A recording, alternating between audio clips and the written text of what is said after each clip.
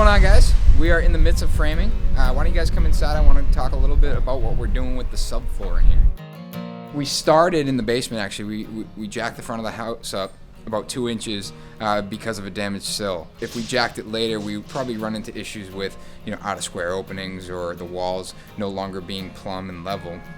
And then from there is actually when we stripped the second floor deck, which on the first floor you can see are, random miscellaneous sized 3/4 inch rough sawn pine boards. We stripped the second floor of that, and we took the time and ran a laser and installed new sister joist to the existing. And then from there we actually installed an Advantech plywood subfloor.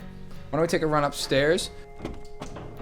So right now we're up on the 3rd floor wrapping up the subfloor. We installed the same stuff, Advantech subflooring. I want to talk a little bit about that stuff and why I prefer to use it.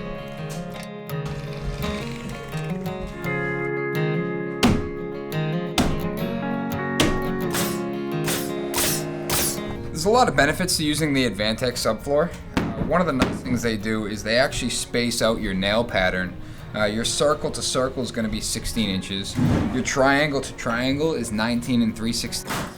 And then your square to square is your 24 inch, which are your standard spans, whether it's floor joist or trusses. They also space it out on the ends. You're going to nail it every 6 inches, which is required by code. And then in the middle of the sheet, they're every 12 inches.